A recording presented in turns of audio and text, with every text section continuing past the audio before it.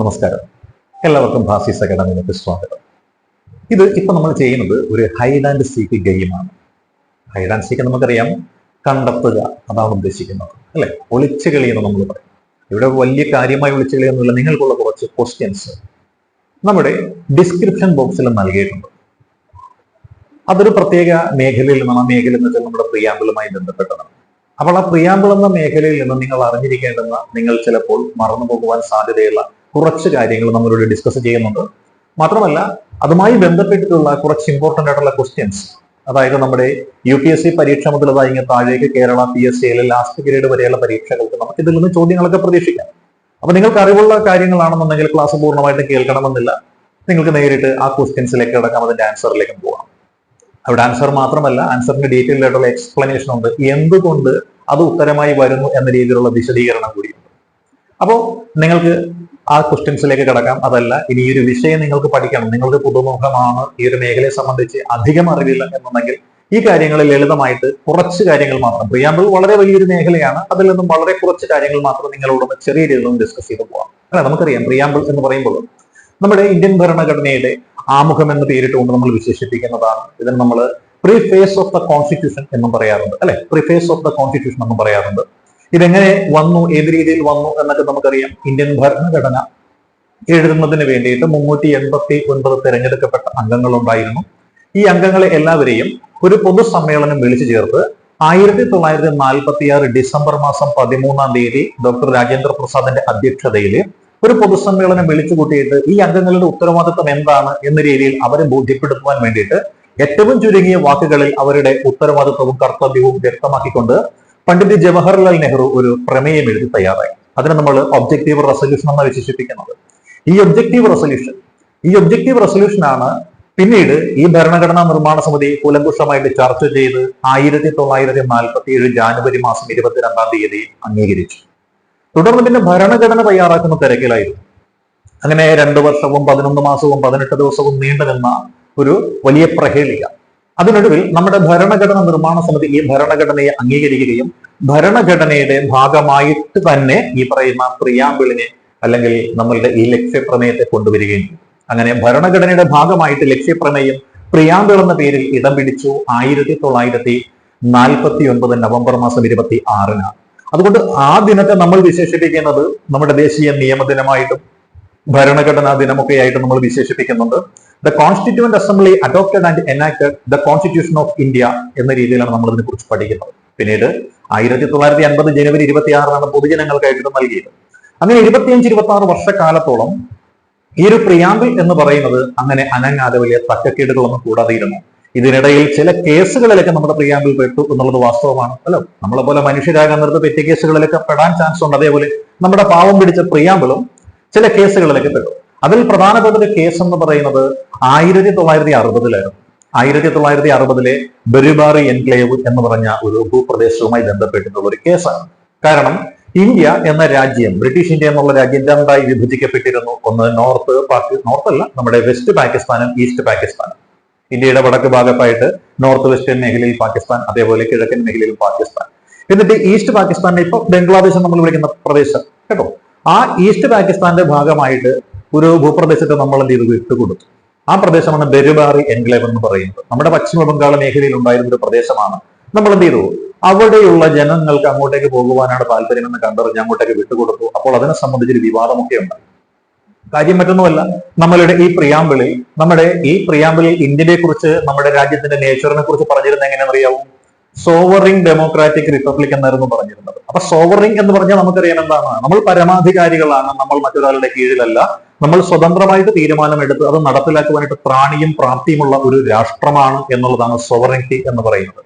അപ്പോൾ നമ്മുടെ രാജ്യത്തിന്റെ ഭാഗമായി നമ്മൾ കൊണ്ടു നടന്ന ഒരു ഭൂപ്രദേശം മറ്റൊരു രാജ്യത്തിന് വിട്ടുകൊടുത്തു എന്ന് പറഞ്ഞു കഴിഞ്ഞാൽ നമ്മുടെ പരമാധികാരത്തെ അത് എന്താണ് ഉൾക്കൊള്ളുന്നില്ല എന്നൊരു ചിന്ത വരും. അതോടുകൂടി ഒരു 10-20ഓളം ആളുകൾ, ആ ബംഗാൾ മേഖലയിലുള്ള ആളുകൾ നമ്മുടെ ഈ പറഞ്ഞ ഗവൺമെന്റിന്റെ തീരുമാനത്തിനെതിരായിട്ട് കേസ് കൊടുത്തു. അങ്ങനെ സുപ്രീം കോടതിയിൽ കേസെത്തി. അങ്ങനെ ഉണ്ടായ കേസാണ് ബെരുബാറി കേസ് എന്ന് പറയുന്നത്. നമ്മുടെ പ്രിയാമ്പിളുമായി ബന്ധപ്പെട്ടുകൊണ്ട് ആദ്യമായിട്ടുണ്ടായ കേസാണ് ഈ ബെരുബാറി കേസ് എന്ന് പറയുന്നത്. ആ കേസിന്റെ ഒടുവിൽ സുപ്രീം കോടതി വിധിച്ചു, ഗവൺമെന്റിന് എന്ത് വേണമെങ്കിലും ഗവൺമെന്റിന്റെ ഭൂപ്രദേശവുമായി ബന്ധപ്പെട്ട് തീരുമാനങ്ങൾ എടുക്കാം. പ്രിയാമ്പിളിൽ ഉൾപ്പെട്ടു എന്ന് പറഞ്ഞുകൊണ്ട് അതിനെ ചോദ്യം ചെയ്യേണ്ട കാര്യമില്ല. കാരണം പ്രിയാമ്പിൾ എന്ന് പറയുന്നത് ഇന്ത്യൻ ഭരണഘടനയുടെ ഭാഗമല്ല എന്ന പേരിൽ 1960 നമ്മുടെ സുപ്രീം കോടതി ഒരു വിധി ന്യായം പ്രഖ്യാപിച്ചു. അത് ബെരുബാറി കേസുമായി ബന്ധപ്പെട്ട 1960 പക്ഷെ ഒരുപാട് താമസമുണ്ടായില്ല. ഒരു വ്യാഴവട്ടക്കാലത്തിന് ശേഷം 1973 മറ്റൊരു കേസ് വന്നു. ആ കേസിന്റെ പേര് നിങ്ങൾക്കറിയാം, കേശവാനന്ദ ഭാരതി കേസാണ്. ഈ കേശവാനന്ദ ഭാരതി കേസുമായി ബന്ധപ്പെട്ടുകൊണ്ട് 1973 നമ്മുടെ സുപ്രീം കോടതി എന്ത് ചെയ്തു? പ്ലേറ്റ് തിരിച്ചു. നേരത്തെ പറഞ്ഞ കാര്യം അവർ സ്ട്രൈക്ക് ഡൗൺ ചെയ്തു. എന്നിട്ട് പറഞ്ഞു പ്രിയാമ്പിൾ ഇന്ത്യൻ ഭരണഘടനയുടെ ഭാഗം തന്നെയാണ്. പ്രിയാമ്പിൾ എന്ന് പറയുന്നത് വളരെ പ്രധാനപ്പെട്ട ഒരു കാര്യമാണ്. ഇന്ത്യൻ ഭരണഘടനയുടെ കൂടെ നിൽക്കുന്ന സാധനമാണ്. It's a part of our constitution. പാർലമെന്റിന് വേണമെന്നുണ്ടെങ്കിൽ മാറ്റങ്ങളൊക്കെ വരുത്താം, പക്ഷേ ഭരണഘടനയുടെ അടിസ്ഥാന തത്വങ്ങളെ ഹനിക്കുന്ന രീതിയിലുള്ള ഒരു മാറ്റവും പാടില്ല എന്ന രീതിയിൽ ഈ പറഞ്ഞ പ്രിയാമ്പിൾ എന്ത് ചെയ്തു? ഇന്ത്യൻ ഭരണ പാർട്ടാക്കി വെച്ചു. എന്നിട്ട് വീണ്ടും പറഞ്ഞു ഇത് പാർട്ട് തന്നെയാണ്, പക്ഷേ നോട്ട് എൻഫോഴ്സിബിൾ എന്ന് കൂടി പറഞ്ഞു. അപ്പൊ പ്രിയാമ്പിൾ ഇന്ത്യൻ ഭരണഘടനയുടെ ഭാഗമാണെന്നും അത് നോട്ട് എൻഫോഴ്സിബിൾ ആണെന്നും സുപ്രീം കോടതി പറഞ്ഞത് 1973 കൂടി നമ്മൾ ഓർക്കുക. നമ്മുടെ ഈ നേച്ചർ അല്ലെ, കോൺസ്റ്റിറ്റ്യൂഷന്റെ നേച്ചർ നമ്മൾ നോക്കുമ്പോൾ നമുക്കറിയാം അത് ഏതാണ്? സോവറിൻ ഡെമോക്രാറ്റിക് റിപ്പബ്ലിക് ആയിരുന്നു. എന്നാൽ പിന്നീട് അതിന്റെ മാറ്റമുണ്ടായി. ചരിത്രത്തിൽ ആദ്യമായിട്ടും അവസാനമായിട്ടും നമ്മളുടെ പ്രിയാമ്പിളിൽ ഒരു മാറ്റം സംഭവിച്ചെന്നാണ് 1976 42ാമത്തെ ഭരണഘടനാ ഭേദഗതി പ്രകാരമാണ് അല്ലെ, 42ാമത്തെ ഭരണഘടനാ ഭേദഗതി പ്രകാരമാണ് ഈ ഒരു മാറ്റം വരുന്നത്. അങ്ങനെ ഒരു മാറ്റം വന്നപ്പോൾ ചില പദങ്ങൾ നമ്മുടെ ഭരണഘടനയോടുകൂടി കൂട്ടിച്ചേർക്കപ്പെട്ടു. അതേപോലെ പ്രിയാമ്പിളിനോടുകൂടിയും ചില കാര്യങ്ങൾ കൂട്ടിച്ചേർക്കപ്പെട്ടു. അങ്ങനെ പ്രിയാമ്പിളിനോടുകൂടി കൂട്ടിച്ചേർത്ത കാര്യങ്ങളൊക്കെ എന്തെന്നറിയാലോ? എന്തൊക്കെയാണ്? അങ്ങനെ വന്ന കാര്യങ്ങളാണ് സോഷ്യലിസം എന്ന് പറഞ്ഞ സോഷ്യലിസ്റ്റ്, സെക്കുലാറിസം എന്ന് പറയുന്ന സെക്കുലാർ, അതേപോലെ യൂണിറ്റി ആൻഡ് ഇന്റഗ്രിറ്റി എന്ന് പറയുന്ന ഐക്യവും അഖണ്ഡതയും എന്ന് പറയുന്ന കാര്യങ്ങൾ കൂട്ടിച്ചേർത്തു. അങ്ങനെ കൂട്ടിച്ചേർത്ത് കഴിഞ്ഞപ്പോൾ എന്തായി? ഇത് നമ്മൾ sovereign, socialist, secular, democratic, republic എന്ന് വിളിക്കുന്ന ഒരു അവസ്ഥാവിശേഷം സംജാതമാവുകയാണ് ഉണ്ടായത്. അങ്ങനെ ഇന്ത്യയെ കുറിച്ച് ചോദിച്ചാൽ നമ്മൾ പറയുന്നത് എങ്ങനെയാണ്? നേച്ചർ ഓഫ് അവർ കൺട്രി, അല്ലെങ്കിൽ നമ്മളുടെ ഈ രാജ്യത്തിന്റെ നേച്ചറിനെ കുറിച്ച് വെച്ച് നമ്മൾ പറയാൻ എന്താണ്? സോവറിൻ. സോവറിൻ നമുക്കറിയാം എന്താണ്? പരമാധികാരമാണ്. നമ്മുടെ മേലിൽ ഒരാളുമില്ല. എല്ലാ തീരുമാനങ്ങളും എടുക്കുന്നവരാണ് നമ്മളാണ്. അതാണ് പ്രക്രിയ. പക്ഷേ സോവറിൻ ഇന്ത്യയെ പലപ്പോഴും ചോദ്യം ചെയ്തുകൊണ്ട് ചില ആൾക്കാർ പറയാറുണ്ട് 1949 മെയ് മാസത്തിൽ ഇന്ത്യ ബ്രിട്ടീഷ് കോമൺവെൽത്തിൽ ബ്രിട്ടീഷുകാരുടെ മേൽക്കോയ്മ അംഗീകരിച്ചുകൊണ്ട് തുടരുവാൻ തീരുമാനിച്ചത് ഈ സോവറിന്ത്യയെ ചോദ്യം ചെയ്യുന്നതല്ലേ എന്ന രീതിയിൽ ചില പൊളിറ്റിക്കൽ പണ്ഡിതന്മാരൊക്കെ ചോദ്യങ്ങളൊക്കെ ഉന്നയിച്ചിട്ടുണ്ട്. പക്ഷെ നമ്മൾ അതിനെ വേണ്ട രീതിയിൽ എന്ത് ചെയ്തിട്ടുണ്ട്? അവഗണിച്ച് കളഞ്ഞിട്ടുണ്ട്. ഇനി നമ്മൾ നോക്കിയാൽ സോവറിൻ കഴിഞ്ഞ പിന്നടുത്ത് എന്താണ്? സോഷ്യലിസ്റ്റ് ആണ്. സോഷ്യലിസം നമുക്കറിയാം എന്താണ്? സ്ഥിതി സമത്വമാണ്. സോഷ്യലിസം എന്ന് പറയാൻ നേരത്ത് എന്താണ് നമ്മൾ ഉദ്ദേശിക്കുന്നത്? ഇന്ത്യയിലുള്ള എല്ലാ ജനങ്ങളെയും ഒരേപോലെ കണക്കാക്കുന്ന ഒരു ഭരണകൂടം. അവിടെ വലിപ്പച്ചെറുപ്പമില്ല. ഹാവ്സ് ആൻഡ് ഹാവ് നോട്ട്സ് എന്ന് പറയുന്ന രീതിയിലുള്ള എല്ലാവരും ഉള്ളവരായിരിക്കും, അല്ലെങ്കിൽ എല്ലാവരും ഇല്ലാത്തവരായിരിക്കും. നമുക്ക് റേഷൻ കടകൾ വഴി ഒരേ വിലയ്ക്ക് സാധനങ്ങൾ കിട്ടുന്നു. നമുക്ക് എല്ലാവർക്കും പ്രായപൂർത്തി വോട്ടവകാശമുണ്ട്. തരംതിരിവില്ല. അതാണ് ഉദ്ദേശിക്കുന്നത്. അതാണ് സ്ഥിതി സമത്വം എന്ന് പറയുന്നത്. സെക്കുലാറിസം ഉണ്ട്. സെക്കുലാറിസം എന്ന് വെച്ചാൽ സർവധർമ്മ സമഭാവനയാണ്. എല്ലാ മതങ്ങളെയും ഒരേപോലെ കണക്കാക്കുന്നു. നമ്മുടെ രാഷ്ട്രത്തിന് പ്രത്യേകമായിട്ടൊരു മതം ഇല്ല. എല്ലാ മതങ്ങൾക്കും തുല്യ പരിഗണന നൽകുന്ന ഒരു രാജ്യമാണ് നമ്മുടെ രാജ്യം. അതാണ് നമ്മൾ ഈ പറയുന്ന സെക്കുലാറിസം. ഇത് കൂട്ടിച്ചേർക്കപ്പെട്ടതാണ് 1976 42ാമത്തെ ഭരണഘടനാ ഭേദഗതി പ്രകാരം സ്വരൺ സിംഗ് കമ്മിറ്റിയുടെ റെക്കമെൻഡേഷൻ ഇന്ദിരാഗാന്ധി ഗവൺമെന്റ് അംഗീകരിച്ച് 1976 കൂട്ടിച്ചേർത്തതാണെന്നേ ഈ പറയുന്ന ഇത് സെക്കുലാറിസം എന്ന് പറയുന്നത്. അതേപോലെ സോഷ്യലിസം എന്ന് പറയുന്നത് കൂട്ടിച്ചേർത്തു. അതെങ്ങനെയാണ്? 1955 ആവടി എന്നൊരു സ്ഥലമുണ്ട്. തമിഴ്നാട്ടിലെ ആവടിയാണ്. ആവടി എന്ന സ്ഥലത്ത് ഇന്ത്യൻ നാഷണൽ കോൺഗ്രസിന്റെ ഒരു സമ്മേളനം നടന്നു. സമ്മേളനം നടന്നപ്പോൾ ആ സമ്മേളനത്തിൽ വെച്ചിട്ടാണ് ഇവർ തീരുമാനമെടുത്തത്. എന്താണ്? ക്യാപിറ്റലിസത്തെ അന്ധമായി പിന്തുണച്ചു കഴിഞ്ഞാൽ അത് രാഷ്ട്രത്തിന്റെ ജനവിഭാഗങ്ങളുടെ എല്ലാവരുടെയും ക്ഷേമം കാംക്ഷിക്കുന്നില്ല. അതുകൊണ്ട് നമുക്ക് എന്ത് വേണം? നമുക്ക് സോഷ്യലിസം സ്വീകരിക്കണം. അതാണ് തീരുമാനിച്ചത്. അങ്ങനെ സോഷ്യലിസം എന്ന് പറയുന്നത് 1955 ഒബ്ജക്റ്റീവായിട്ട് എടുത്തിട്ട് 21 വർഷങ്ങൾക്ക് ശേഷം ആ സോഷ്യലിസം നമ്മുടെ ഭരണഘടനയിൽ നിർമ്മിച്ചു. പിന്നീട് വന്നതാണ് യൂണിറ്റി ആൻഡ് ഇന്റഗ്രിറ്റി എന്ന് പറയുന്നത്. കാരണം നമ്മുടെ രാജ്യം നമുക്കറിയാം ഐക്യം എന്ന് പറഞ്ഞുകൊണ്ട് നമ്മൾ മലയാളവും ബംഗാളിയും ഹിന്ദിയും ഇംഗ്ലീഷും എല്ലാ ഭാഷകൾ സംസാരിക്കുന്ന ആൾക്കാരാണ്. വിവിധ സംസ്കാരങ്ങൾ ഉൾപ്പെടുന്ന ആൾക്കാരാണ്. വിവിധ ജാതി മത ചിന്തകളുള്ള ആൾക്കാരാണ്. പക്ഷെ നമ്മുടെ എല്ലാവരുടെയും ഉള്ളിൽ എന്നത് ഇന്ത്യൻ എന്ന് പറഞ്ഞൊരു വികാരമുണ്ട് നമുക്ക് എല്ലാവർക്കും അല്ലെ. നമ്മൾ വ്യത്യസ്തമായ രാഷ്ട്രീയമുള്ളവരായിരിക്കും. പക്ഷെ നമുക്കൊരു ആവശ്യം വന്നു കഴിഞ്ഞാൽ നമ്മൾ ഇന്ത്യൻ എന്ന് പറഞ്ഞിട്ടുള്ള ആ ഒരു സ്പിരിറ്റ് നമുക്കുള്ളതാണ്. ഏത്? യൂണിറ്റി ആൻഡ് ഇന്റഗ്രിറ്റി എന്ന് പറയുന്നത് ഐക്യവും അഖണ്ഡതയുമാണ്. ഈ ഐക്യവും അഖണ്ഡതയും കൂട്ടിച്ചേർത്തത് എന്നാണ് 1976 42ാമത്തെ ഭരണഘടനാ ഭേദഗതി പ്രകാരമാണ്. സ്വരൺ സിംഗ് കമ്മിറ്റിയുടെ റെക്കമെൻഡേഷൻ പ്രകാരമാണ്. പ്രധാനമന്ത്രിയായിരുന്നത് ഇന്ദിരാഗാന്ധിയാണ്. ഈ കാര്യങ്ങളൊക്കെ നമ്മൾ ഓർക്കണം അല്ലെ. ഇനി വീണ്ടും നമ്മൾ നോക്കിയാലോ, ഈ നമ്മളുടെ ഈ ഭരണഘടന ഭരണഘടനയുടെ ആമുഖമായ പ്രിയാമ്പിൾ അത് എങ്ങനെയാണ് ഉത്ഭൂതമായതെന്നറിയണം. അല്ല, ആരാണ് ഇത് ഉത്ഭൂതമാക്കിയത്? അത് ഭരണഘടനയുടെ തുടക്കത്തിൽ, പ്രിയാമ്പിളിന്റെ തുടക്കത്തിൽ തന്നെ പറയുന്നുണ്ട്, we the people of India, അല്ലെ, ഞങ്ങൾ ഇന്ത്യയിലെ ജനങ്ങൾ, ഞങ്ങളാണ് എന്ത് ചെയ്തിരിക്കുന്നത്, കോൺസ്റ്റിറ്റ്യൂട്ട് ചെയ്തിരിക്കുന്നത്. ഞങ്ങൾ ഇന്ത്യയിലെ ജനങ്ങൾ തിരഞ്ഞെടുത്ത 389 പേരടങ്ങുന്ന ഒരു പ്രതിനിധി സഭയുണ്ടായിരുന്നു. ആ സഭയാണ് ഇതിനെന്ത് ചെയ്തത്, സൃഷ്ടിച്ചെടുത്തത്. അതുകൊണ്ട് നമ്മൾ പറയുന്നു ഡിറൈവ്ഡ്, എവിടെ നിന്നാണ് ഡിറൈവ് ചെയ്തെന്ന് ചോദിച്ചാൽ നമുക്ക് പറയാൻ പറ്റും we the people of India എന്ന് പറയാൻ പറ്റും, അല്ലെ. ഇനി ഇതേപോലെ നമ്മൾ നോക്കിക്കഴിഞ്ഞാൽ നമ്മുടെ ഇവിടെ കുറച്ച് കാര്യങ്ങൾ പറയുന്നുണ്ട്. നമുക്കെന്തുണ്ട്, ലിബർട്ടി ഉണ്ട്, അല്ലെ, ഫ്രറ്റേണിറ്റി ഉണ്ട്, ഇക്വാളിറ്റി ഉണ്ട്. ലിബർട്ടിയും ഫ്രറ്റേണിറ്റിയും ഇക്വാളിറ്റിയും മുതലായ കോൺസെപ്റ്റുകൾ നമ്മുടെ ഇന്ത്യൻ ഭരണഘടനയിലുണ്ട്, അല്ലെ. ഫ്രഞ്ച് വിപ്ലവവുമായി ബന്ധപ്പെട്ടുകൊണ്ട് നമ്മൾ എടുത്തുള്ള കാര്യമാണത്, അല്ലെ. അപ്പൊ അങ്ങനെ നോക്കിയാൽ ലിബർട്ടി എന്താണ്? നമുക്ക് സ്വാതന്ത്ര്യമുണ്ട്. നമ്മുടെ ഭരണഘടന അനുവദിച്ചു നൽകിയിരിക്കുന്ന അവകാശങ്ങൾക്കുള്ളിൽ നിന്നുകൊണ്ട് പ്രവർത്തിക്കുന്നതിനുള്ള സ്വാതന്ത്ര്യം മാത്രമേ നമുക്കുള്ളൂ. അല്ലാതെ ഭരണഘടനയെ മറികടന്നുകൊണ്ട് പ്രവർത്തിക്കാൻ നമുക്ക് സ്വാതന്ത്ര്യമില്ല. അങ്ങനെ പ്രവർത്തിച്ചു കഴിഞ്ഞാൽ നമ്മൾ ആരാവും? രാജ്യദ്രോഹിയാവും, വേറൊന്നുമില്ല കേട്ടോ. അപ്പൊ നമുക്ക് ലിബർട്ടി ഉണ്ട്, ഫ്രറ്റേണിറ്റി ഉണ്ട്, സാഹോദര്യമുണ്ട്. സാഹോദര്യം ഒരമ്മയുടെ ഉദരത്തിൽ പിറന്നു എന്നതല്ല സാഹോദര്യം. ഭാരതാംബ എന്ന് പറയുന്ന നമ്മുടെ മാതൃ രാജ്യത്ത് പിറന്ന എല്ലാവരും നമ്മളുടെ സഹോദരന്മാരാണ്. അതെല്ലാം നമ്മൾ പ്രതിജ്ഞ ചൊല്ലുന്നത്. ഭാരതം എന്റെ നാടാണ്, എല്ലാ ഭാരതീയരും എന്റെ സഹോദരന്മാരാണ്. ആരാണ് ഈ പ്രതിജ്ഞ എഴുതിയത്? അത് പഴയ ആന്ധ്ര സംസ്ഥാനത്തെ ഒരു സർക്കാർ ജീവനക്കാരനായിരുന്ന പൈഡിമാരി വെങ്കിട സുബ്ബറാവു എന്ന് പറയുന്ന ആൾ എഴുതിയതാണെന്നേ നമ്മുടെ പ്രതിജ്ഞ. പൈഡിമാരി വെങ്കിട സുബ്ബറാവു എഴുതിയ പ്രതിജ്ഞയാണ് നമ്മൾ 1965 മുതൽ ചൊല്ലി വരുന്നത്. അതും നമ്മളുടെ മനസ്സിൽ ഉണ്ടാവേണ്ടുന്ന ഒരു കാര്യമാണ്, അല്ലെ. പിന്നെയോ ഇക്വാളിറ്റി ഉണ്ട്. എങ്ങനെയുള്ള ഇക്വാളിറ്റി നമുക്ക് കിട്ടുന്നത്? നമുക്ക് കിട്ടുന്നത് സോഷ്യൽ ഇക്വാലിറ്റിയാണ്. സമൂഹത്തിൽ നമുക്ക് എല്ലാ ആൾക്കാർക്കും ലഭിക്കുന്നത് പോലെ അവസരങ്ങൾ നമുക്കും ലഭിക്കണം. അതാണ് സോഷ്യൽ ഇക്വാലിറ്റി എന്ന് പറയുന്നത്, അല്ലെ.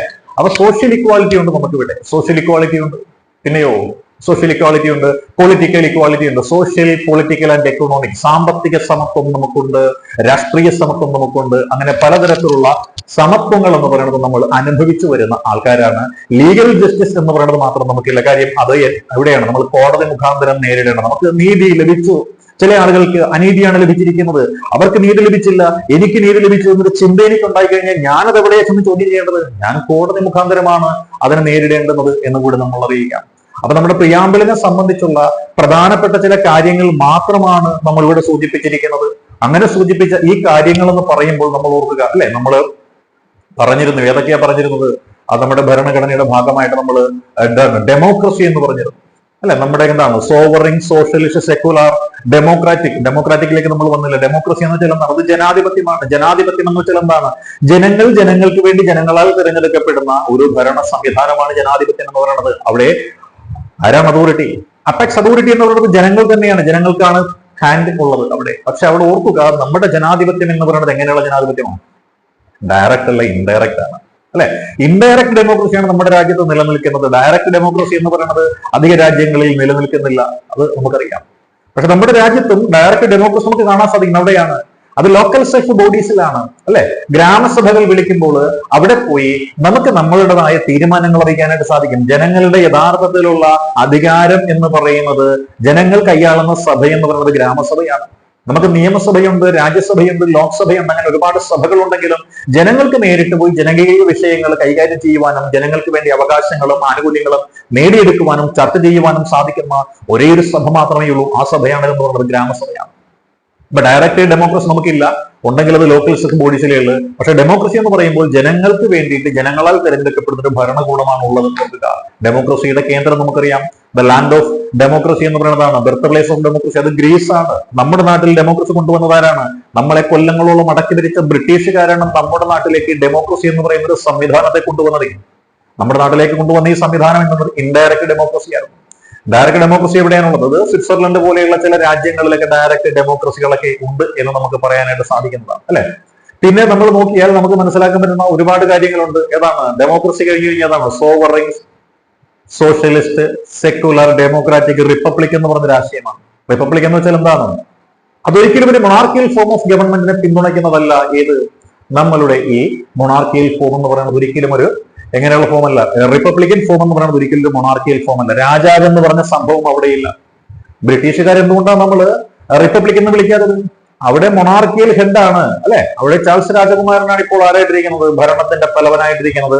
ജനാധിപത്യ രീതിയിൽ തിരഞ്ഞെടുക്കപ്പെട്ട ജനപ്രതിനിധികൾ ചേർന്ന് രൂപീകരിച്ച ഹൗസ് ഓഫ് പീപ്പിളും അതുപോലെ തന്നെ ഹൗസ് ഓഫ് ലോർഡ്സും ചേരുന്ന ഒരു പാർലമെന്റ് എവിടെ ഉണ്ടെങ്കിലും ആ പാർലമെന്റ് തിരഞ്ഞെടുത്ത പ്രധാനമന്ത്രി ഉണ്ടെങ്കിലും ആ പാർലമെന്റിന്റെയും പ്രധാനമന്ത്രിയുടെയും മുകളിലായിട്ട് ഒരു ക്രൗൺ അധികാരിയായിട്ടിരിക്കുന്നവരാണ് പ്രിൻസ് അല്ലെങ്കിൽ കിങ് ആണ് ഇരിക്കുന്നത്. അപ്പൊ കിങ് എന്ന് പറഞ്ഞ ആള് മൊണാർക്കിയൽ ഫോമാണ്. അവർ വരുന്ന ഒരു സിസ്റ്റത്തെ ഒരിക്കലും നമ്മൾ റിപ്പബ്ലിക് ആയിട്ട് നമ്മൾ കണക്കാക്കാറില്ല എന്നുള്ളതാണ് വാസ്തവം എന്ന് പറയുന്നത്. കാരണം രാഷ്ട്രത്തിന്റെ തലവൻ എന്ന് പറയുന്നത് ജനാധിപത്യപരമായ രീതിയിൽ പരോക്ഷമായിട്ടോ പ്രത്യക്ഷമായിട്ടോ ഒരു നിശ്ചിത കാലത്തേക്ക് തിരഞ്ഞെടുക്കപ്പെടുന്ന ആളായിട്ടിരിക്കുന്ന രാഷ്ട്രങ്ങളെ മാത്രമാണ് നമ്മൾ എന്ത് വിളിക്കുന്നത്, നമ്മൾ റിപ്പബ്ലിക് എന്ന് പേരിട്ട് വിശേഷിപ്പിക്കുന്നത്. അല്ലെങ്കിൽ ഒരിക്കലും റിപ്പബ്ലിക് എന്ന് നമ്മൾ വിളിക്കാറില്ല. അതും കൂടി നമ്മൾ ഓർക്കുക അല്ലെ. അപ്പൊ ഇങ്ങനെയുള്ള ഈ ഒരു സംവിധാനമാണ് ഏതെന്ന് പറയുന്നത് നമ്മുടെ പ്രിയാമ്പിൾ എന്ന് പറയുന്നത്. അപ്പോൾ ഇങ്ങനെയുള്ള ഈ ഒരു പ്രിയാമ്പിൾ ഇവിടെ അവതരിപ്പിച്ചു കഴിഞ്ഞപ്പോൾ എന്ത് ചെയ്തു, അതിനെ ഏറ്റെടുത്തു. ആരേറ്റെടുത്തു? കോൺസ്റ്റിറ്റ്യൂവന്റ് അസംബ്ലി അതിനെ ഏറ്റെടുത്തു. 1949 നവംബർ മാസം 26 അതിനെ ഏറ്റെടുത്തു. അതുകൊണ്ടാണ് ഈ പ്രിയാമ്പിളിൽ പറഞ്ഞിട്ടുള്ള കോൺസ്റ്റിറ്റ്യൂഷനിൽ പ്രതിപാദിച്ചിട്ടുള്ള ഒരേ ഒരു തീയതി എന്ന് പേരിട്ട് നമ്മൾ വിശേഷിപ്പിക്കുന്നത് നവംബർ മാസം 26 എന്ന് നമ്മൾ പറയുന്നത്. നമ്മുടെ ഭരണഘടനാ ദിനമായിട്ടും നമ്മുടെ ദേശീയ നിയമ ദിനമായിട്ടും നമ്മൾ ആ ഒരു ദിനത്തെ തിരഞ്ഞെടുക്കുന്നതും ഈ പറയുന്ന നവംബർ 26 തന്നെയാണ്. ഇങ്ങനെ ഒരു പ്രിയാമ്പിളൊക്കെ ഇവിടെ വന്നു കഴിഞ്ഞപ്പോഴേ ഈ പ്രിയാമ്പിളിനെ കുറിച്ച് പല ആൾക്കാരും പല രീതിയിൽ പറഞ്ഞു. നമ്മൾ കണ്ടിട്ടുണ്ട് അല്ലെ, ഈ വർണ്ണനകൾ കണ്ടിട്ടുണ്ട്. കണ്ണുപൊട്ടൻ ആനയെ വർണ്ണിക്കുന്നു, ചിലർ ചൂല് പോലെ എന്ന് പറയും, ചിലർ തൂണ് പോലെ എന്നൊക്കെ പറയുന്നില്ലേ, അതേപോലെയൊന്നുമല്ല, അതിനേക്കാളും മനോഹരമായ രീതിയിലുള്ള വർണ്ണനകൾ നമുക്ക് കിട്ടിയിട്ടുണ്ട് അല്ലെ. അങ്ങനെ പലതരത്തിലുള്ള വർണ്ണനകളൊക്കെ ഇവിടെ നമുക്ക് വന്നിട്ടുള്ളതാണ്. നമ്മളുടെ മുൻ ജസ്റ്റിസ്, സുപ്രീം കോടതിയിലെ ചീഫ് ജസ്റ്റിസ് ആയിരുന്ന ജസ്റ്റിസ് എം ഹിദായത്തുള്ളയുണ്ട്. അദ്ദേഹം ചീഫ് ജസ്റ്റിസ് മാത്രമായിരുന്നില്ല, ആക്ടിംഗ് പ്രസിഡന്റ് ആയിട്ടിരുന്ന വ്യക്തിയാണ്. ആക്ടിംഗ് പ്രസിഡന്റ് ആയതിനു ശേഷം ഇന്ത്യയുടെ ഉപരാഷ്ട്രപതിയുമായിട്ട് സേവനമനുഷ്ഠിച്ചിട്ടുള്ള വ്യക്തിയാണ് ജസ്റ്റിസ് എം ഹിദായത്തുള്ള. ആ ഹിദായത്തുള്ള പറഞ്ഞ എന്താണ്? It resembles the declaration of American independence എന്നാ പറയുന്നത്. അമേരിക്കയുടെ സ്വാതന്ത്ര്യ സമരത്തിന്റെ പ്രഖ്യാപനത്തെ ഓർമ്മപ്പെടുത്തുന്ന തരത്തിലുള്ള ഒരു സംവിധാനമാണ് നമ്മളുടെ ഇന്ത്യയുടെ പ്രിയാമ്പിൾ എന്ന് പറഞ്ഞത് ആരാണ്? ജസ്റ്റിസ് എം ഹിദായത്തുള്ളയാണ് പറഞ്ഞത്. അതേപോലെ തന്നെ അല്ലാടി കൃഷ്ണസ്വാമി അയ്യറുണ്ട്. അല്ലാടി കൃഷ്ണസ്വാമി അയ്യർ ഡ്രാഫ്റ്റിംഗ് കമ്മിറ്റിയിലെ പെർമനന്റ് മെമ്പർ ആയിരുന്ന അല്ലാടി കൃഷ്ണസ്വാമി അയ്യർ പറഞ്ഞ കാര്യം എന്താണ്? ഇറ്റ്സ് എന്താണ്? What we have dreamed so long അല്ലെ. അതായത് what we have dreamed so long എന്നാണ്. അതായത് ഒരുപാട് കാലമായിട്ട് നമ്മൾ കാത്തിരുന്ന നമ്മളുടെ സ്വപ്നം ഇതാ സഫലമായിരിക്കുന്നു എന്ന രീതിയിലുള്ള ഒരു പ്രസ്താവന നടത്തിയ ആളെന്ന് പറയുന്നത് അല്ലാടി കൃഷ്ണസ്വാമി അയ്യരാണ്. അതേപോലെ തന്നെ നമ്മുടെ ആരാണ്? ഠാക്കൂർദാസ് ഭാർഗവയെ പോലുള്ള ആൾക്കാർ പറഞ്ഞിട്ടുണ്ട്, a proper yard stick to measure the spirit of constitution. നമ്മളുടെ കോൺസ്റ്റിറ്റ്യൂഷന്റെ അന്തസത്ത അളക്കുന്നതിന് കൃത്യമായ ഒരു ഏകകമാണ് നമുക്ക് ലഭിച്ചിരിക്കുന്നത്. A proper yard stick to measure the constitution, the jewel set of the constitution. നമ്മളുടെ ഈ ഭരണഘടനയുടെ ഒരു ആഭരണ ചാർട്ടാണ് പ്രിയാമ്പിൾ എന്ന് പറഞ്ഞു. അതും പറഞ്ഞത് മറ്റാരുമല്ല, ഠാക്കൂർദാസ് ഭാർഗവയാണ്. അതേപോലെ അദ്ദേഹം പറഞ്ഞു സോൾ ഓഫ് ദ കോൺസ്റ്റിറ്റ്യൂഷൻ എന്നും പറഞ്ഞു. ആത്മാവാണ്, ഭരണഘടനയുടെ ആത്മാവ് കുടികൊള്ളുന്നത് പ്രിയാമ്പിളിലാണെന്നാണ് പറഞ്ഞത്. ആരായി എഴുതിയത്? നെഹ്റുവാണ് എഴുതിയത്. അപ്പൊ ഇത് നെഹ്റുവിനുള്ള ക്രെഡിറ്റ് അല്ലേ? ഇതേപോലെ തന്നെ നമ്മുടെ ഏണസ്റ്റ് ബർക്കർ എന്ന് പറയുന്ന ആൾ പറഞ്ഞിട്ടുണ്ട്. ദ സോഷ്യൽ പ്രിൻസിപ്പിൾസ് എന്ന് പറയുന്ന ഒരു ഗ്രന്ഥമൊക്കെ എഴുതിയിട്ടുള്ള ഒരാളാണ് നമ്മുടെ ഏണസ്റ്റ് ബർക്കർ എന്ന് പറയുന്നത്. അദ്ദേഹം പറഞ്ഞു key note to the constitution എന്നാണ് പറഞ്ഞത്. Key note to the constitution എന്ന് പറഞ്ഞിട്ടുണ്ട്. അപ്പോൾ അതുകൊണ്ട് തന്നെ നെഹ്റു എഴുതിയ ഈ പറയുന്ന പ്രിയാമ്പിളിനെ സംബന്ധിച്ചുള്ള ഏതൊരു വിശേഷണവും ആര് പറഞ്ഞാണെങ്കിലും അത് നെഹ്റുവിനും കൂടി അർഹതപ്പെട്ടതാണ് എന്നുകൂടി നമ്മൾ ഓർത്തേക്കുക. അതേപോലെ കെ എം മുൻഷിയുണ്ട്. നമ്മുടെ സ്വതന്ത്ര ഭാരതത്തിൽ വനമഹോത്സവം ഒക്കെ കൊണ്ടുവന്ന മുൻഷി, കെ എം മുൻഷിയും. ആ കെ എം മുൻഷി പറഞ്ഞ എന്താണ്? The political horoscope of India ആണ്. പൊളിറ്റിക്കൽ ഹൊറോസ്കോപ്പ് ഓഫ് ഇന്ത്യ, ഇന്ത്യയുടെ രാഷ്ട്രീയ ജാതകം എന്ന് പറയുന്നത് ഈ പറയുന്ന സംഭവം ഇവിടെ നോക്കിയാണ്. ഇപ്പൊ ഈ കല്യാണമോ ചോറൂണോ ഒക്കെ ഉണ്ടെങ്കിൽ നിങ്ങൾ കൊണ്ടുപോയി ജാതകം നോക്കാൻ കൊടുക്കുമല്ലോ. അതല്ലെങ്കിൽ ഗ്രഹനില എന്ന് പറഞ്ഞൊരു സാധനം കൊടുക്കുമല്ലോ.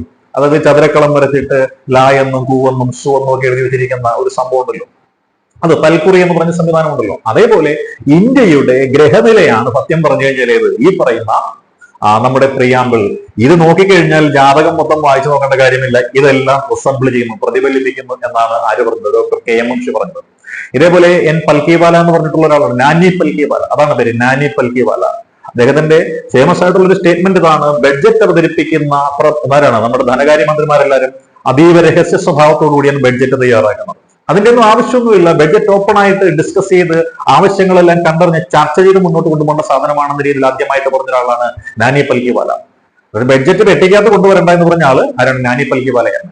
ഈ നാനി പൽക്കിവാല പറഞ്ഞ കാര്യം എന്താണെന്ന് അറിയാമോ? നമ്മുടെ പ്രിയാമ്പിളിനെ കുറിച്ച് നാനി പൽക്കിവാല പറഞ്ഞ കാര്യം ഇതാണ്: പ്രിയാമ്പിൾ എന്ന് പറയുന്നത് ID card of the constitution എന്നാണ് പറയുന്നത്. ID card of the constitution, നമ്മുടെ ആ ഭരണഘടനയുടെ ID കാർഡാണ് പ്രിയാമ്പിൾ എന്ന് പറയുന്നത്. വേറെ ആരുമില്ല, ആരാണ്? നമ്മുടെ ഈ ഒരു നാനി പൽക്കിവാലയാണ് പറയുന്നത് എന്താണ് ID card of the constitution എന്ന് പറയുന്നത്.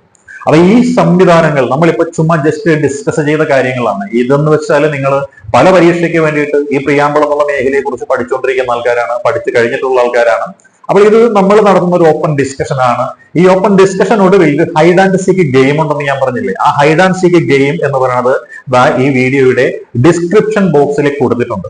കുറച്ച് പ്രധാനപ്പെട്ട പരീക്ഷയ്ക്ക് പ്രതീക്ഷിക്കാവുന്ന കുറച്ച് ക്വസ്റ്റ്യൻസ് ആണ് കൊടുത്തിരിക്കുന്നത്. അതിന് 4 ഓപ്ഷനുകളുണ്ട്. ആ ഓപ്ഷനുകൾക്ക് ഒടുവിൽ ഞങ്ങൾ തന്നെ ഉത്തരവും നൽകിയിട്ടുണ്ട്. ഉത്തരങ്ങൾ എന്ന് പറയാൻ നേരത്ത് വളരെ ഡീറ്റെയിൽഡ് ആയിട്ടുള്ള ഉത്തരങ്ങളും കൂടിയാണ് നൽകിയിരിക്കുന്നത്. അപ്പോൾ ഈ ഒരു സെഷനെ കുറിച്ച് നിങ്ങളുടെ അഭിപ്രായം വ്യക്തമായിട്ട് രേഖപ്പെടുത്തുക. കാര്യം ഇത് നിങ്ങൾക്ക് ഇഷ്ടമുണ്ടെങ്കിൽ മാത്രം മുന്നോട്ട് കൊണ്ടുപോയാൽ മതി എന്ന ഒരു നിഗമനത്തിലാണ് ഞങ്ങൾ ഇപ്പോൾ നിൽക്കുന്നത്, അല്ലെ? കാര്യം എന്താണ്? സബ്ജക്ട് നമുക്ക് ഓർമ്മയിൽ ഉണ്ടാവണം, നമ്മൾ പഠിക്കണം, പഠിച്ചത് നമ്മുടെ ഓർമ്മയിലുണ്ടോ എന്ന് അറിയണം. അതിന് കാണാതെ ഒന്നും പഠിച്ചിട്ട് കാര്യമൊന്നുമില്ല. നമ്മൾ കുറച്ച് കാര്യങ്ങൾ എന്ത് ചെയ്യുക, റിവൈസ് അല്ലെങ്കിൽ റിവിഷൻ നടത്തുക, അതിൽ നിന്നും വരാൻ സാധ്യതയുള്ള ചോദ്യങ്ങൾ എന്താണെന്ന് നോക്കുക. അങ്ങനെയുള്ള ചോദ്യങ്ങൾ കൃത്യമായിട്ട് നമ്മുടെ മനസ്സിൽ പതിയുന്ന രീതിയിൽ നമ്മൾ എന്ത് ചെയ്യുക, ക്യാച്ച് ചെയ്ത് വെക്കുക, നോട്ട് കുറിച്ചെടുക്കുക. പിന്നെ എക്സ്പെക്ടഡ് ക്വസ്റ്റ്യൻസ് എന്ന രീതിയിൽ തന്നിരിക്കുന്ന ഈ ചോദ്യങ്ങളും സാമ്പിൾ വെടിക്കെട്ട് എന്ന രീതിയിൽ തന്നിരിക്കുന്ന ഈ ചോദ്യങ്ങളൊക്കെ ചെയ്തു നോക്കുക. ഈ സെഷൻ നിങ്ങൾക്ക് ഇഷ്ടമായെന്ന് തന്നെ കമന്റ് ചെയ്യുക. കാര്യം ഇഷ്ടപ്പെട്ടെങ്കിൽ മാത്രമേ ഇതിനു വേണ്ടിയിട്ട് കൂടുതൽ കഷ്ടപ്പെടുവാനായിട്ട് ഞങ്ങൾക്കും താല്പര്യം ഉണ്ടാവുകയുള്ളൂ എന്ന് അറിയിച്ചുകൊണ്ട് ഈ ക്ലാസ് കണ്ടുകൊണ്ടിരിക്കുന്ന, ഈ ആശയ സംഭാഷണം അല്ലെങ്കിൽ ആശയവിനിമയം കണ്ടുകൊണ്ടിരിക്കുന്ന പ്രിയപ്പെട്ട എല്ലാ കൂട്ടുകാർക്കും അഭിവാദ്യങ്ങൾ അർപ്പിച്ചു നിർത്തുന്നു. All the best.